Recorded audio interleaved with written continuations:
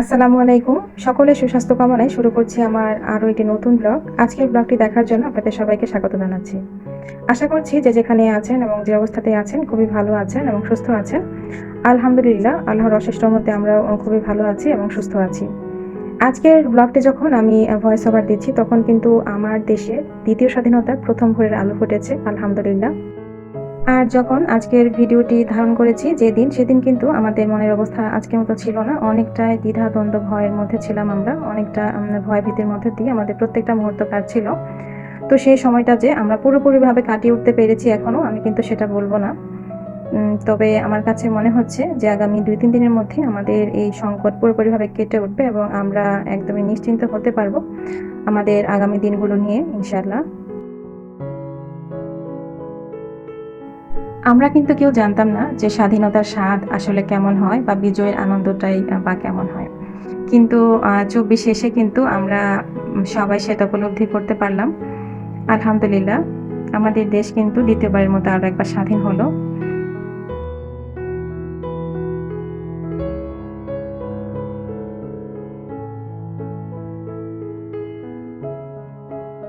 এখন পর্যন্ত যারা আমার ভিডিওটি দেখছেন, আজকের ভিডিওটি যদি আপনাদের কাছে ভালো লেগে যায় তাহলে প্লিজ অবশ্যই একটি লাইক দিতে ভুলবেন না। আর এখনও যারা আমার চ্যানেলটিকে সাবস্ক্রাইব করেননি, আপনারা চাইলে আমার চ্যানেলটিকে সাবস্ক্রাইব করে পাশে থাকা বেল বাটনের অল অপশনটি সিলেক্ট করে দিতে পারেন। এতে করে আমার পরের ভিডিও নোটিফিকেশনগুলো আপনাদের কাছে পৌঁছে যাবে এবং আপনারা সেটা সময় করে দেখে নিতে পারবেন।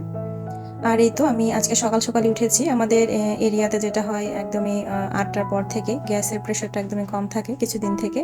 তো আমি যেন ভোরবেলা উঠে আমি সকালের জন্য খিচুড়ি রান্না করে নিয়েছি। আমি গতকালকে আজকে দুপুরে রান্নাটা করে রেখেছিলাম রাতের বেলা। আর যেহেতু মাংস রান্না করা আছে তাই ভাবলাম যে সকালে খিচুড়ি রান্না করি ঝটপট। তো এই জন্যই আমি এখানে সকালের জন্য খিচুড়ি বসিয়ে দিয়েছি চাল ডাল একসঙ্গে করে। খিচুড়িটা প্রায় হয়ে গিয়েছে। এখন আমি খিচুড়িটা দমে রেখে দিয়ে এখন আমি অন্যান্য কাজগুলো করে নিব।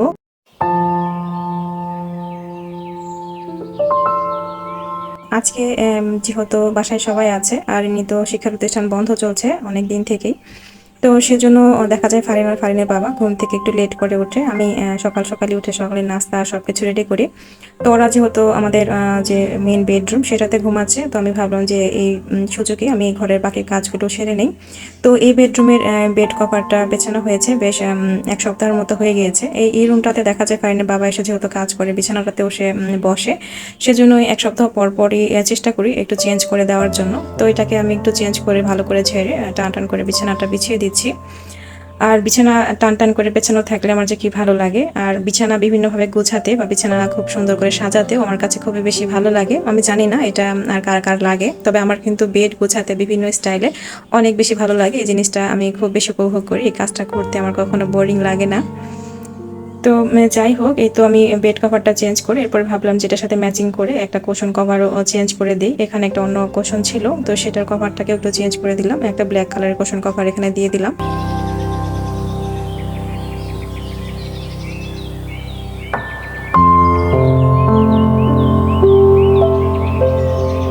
বেডশিটটা চেঞ্জ করে বেডটা পুরোপুরিভাবে গোছানোর পরে আমার বেডটা দেখতে ঠিক এরকম লাগছে, একদমই পরিপাটি, একদমই টান টান। মনে হচ্ছে এখানে বসে এখন একটু বিশ্রাম নিলে অনেক বেশি প্রশান্তি লাগবে, অনেক বেশি ভালো লাগবে। আর এর মধ্যে দেখতেই পাচ্ছেন এখানে এসে কিন্তু সে তার কাজও শুরু করে দিয়েছে। দেখা যায় ম্যাক্সিমাম টাইম এখানে এভাবে বসে বিছানার মধ্যে সে কাজগুলো করে নেয়। টেবিলে খুব কম সময় বসা হয়। যেহেতু আমার বেডটা গেস্ট বেডরুমের যে বেডটা আছে সেটা ফ্লোর সিটিং বেড, তো সেক্ষেত্রে দেখা যায় একটু নিচু হওয়াতে এখানে দেখা যায় ফ্লোরে বসেও কাজ করার বেশ সুবিধা। আমার কাছে বেডটা অনেক বেশি পছন্দের একটা বেড। তো এরপরে আমি চলে এসেছি আমার ড্রয়িং রুমে। এই রুমটা আসলে সবসময় দেখা যায় ওভাবে ক্লিন করার প্রয়োজন হয় না, মোটামুটি ক্লিনই থাকে বা গোছানোই থাকে। তো মাঝে মধ্যে আমার মেয়ে যখন আসে তখন দেখা যায় সে একটু এলোমেলো করে, আবার সে গুছিয়ে রাখার চেষ্টা করে। সে আবার এলোমেলো কোনো কিছু দেখতে খুব একটা পছন্দ করে না। দেখা যায় এখানে সে খেলবে আবার সব কিছু গুছিয়ে রাখবে, কিন্তু তার খেলনাগুলো সে আবার একটু কমই গুছিয়ে রাখতে চায়, সেগুলো আবার আমাকেই গুছাতে হয়।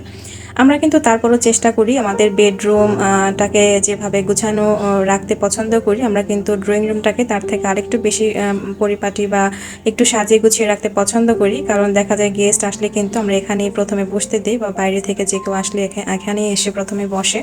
তো সেজন্য আমাদের প্রত্যেকেরই বাসার ড্রয়িং রুমটা আমরা কিন্তু নিজের মনের মাধুরী মিশিয়ে সাজানোর চেষ্টা করি। এই যে বাস্কেটটা দেখতে পাচ্ছেন পার্পল কালারের, এটা কিন্তু আমি আমার প্রয়োজনে কিনেছিলাম, কিন্তু এখন আমার মেয়ের দখলে সেটা চলে গেছে। দেখা যায় যে যখনই আমি আমার প্রয়োজনে সংসারের কোনো জিনিস কিনি, যদি আমার মেয়ের সেটা পছন্দ হয়ে যায় তাহলে সেটা তার দখলে চলে যায়। সে তার যাবতীয় খেলনা বা পছন্দের জিনিসপত্রগুলো এখানে সে ভরে রাখে। তো গতকালকে রাতে এখানে খেলার পর এগুলোকে ওভাবে রেখে দিয়েছে, এগুলো আর গোছানো হয়নি। তাই আমি ভাবলাম যে রুমটা যেহেতু গোছাচ্ছি, আগে এগুলো গুছিয়ে নিই, তাহলে রুমটা ক্লিন করার সুবিধা হবে। আর সোফার ভিতরেও দেখলাম বেশ ধুলো পড়েছে, তাই এগুলোকে একটু ঝাড়ুর সাহায্যে ক্লিন করে নিচ্ছি।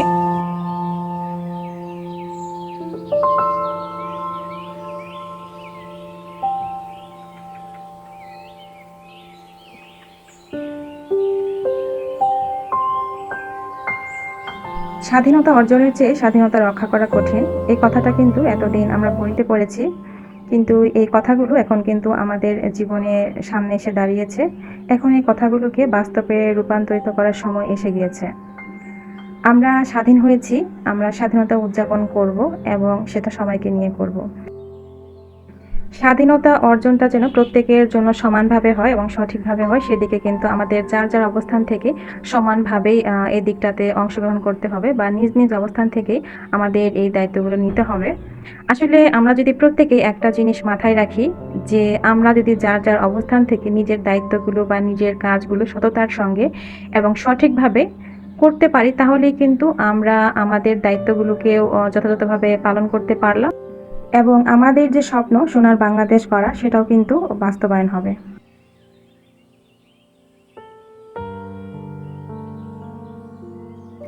এই তো এখন সোফাগুলোকে ঝাড়ু দিয়ে একটু ঝেড়ে পরিষ্কার করে তারপরে এখানে যে কোশনগুলো ছিল সেগুলো আমি জায়গা মতো গুছিয়ে একটু রাখলাম। আর এরপরে দেখলাম যে একটু ধুলো জমে আছে সোফার, যে কাঠের অংশগুলো আছে সেখানে, সেগুলো একটু আমি ভাবলাম যে এগুলো পরিষ্কার করে দিই।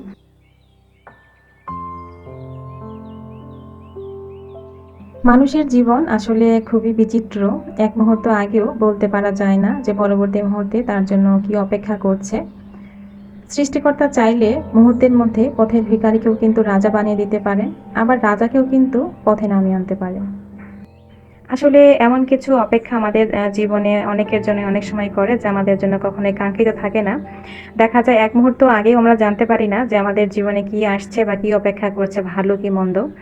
তো এরকম একটা সময়ের সাক্ষী হয়ে থাকা বা এরকম একটা গণ অভ্যুত্থান দেখাও কিন্তু আমি বলবো অনেকটা ভাগ্যের ব্যাপার, যেটা আমরা পেয়েছি। তবে এই প্রজন্ম যাদেরকে নাকি আমরা ব্রয়লার মুরগি বলতে অভ্যস্ত ছিলাম, যে ব্রয়লারের মতো বড় হচ্ছে, তারা কিন্তু আবারও প্রমাণ করে দিল যে না, তারা হচ্ছে তাদের অধিকার বা ন্যায্য অধিকার আদায়ে কখনো পিছু পা হয় না, বা তারা দেশের জন্য, দেশপ্রেমের জন্য প্রাণটাও বিলিয়ে দিতে পারে। এর মধ্যে আমার মেয়েও ঘুম থেকে উঠে গিয়েছে, তাই এখন আমি টেবিলে খাবারটা সার্ভ করে দিচ্ছি, আর এখনই আমরা খাবারটা খেয়ে নেব। আর আজকের ব্লগ থেকে এখানেই বিদায় নিয়ে নিচ্ছি। পরবর্তী ব্লগ দেখার আমন্ত্রণ রইল। আল্লাহ হাফিজ।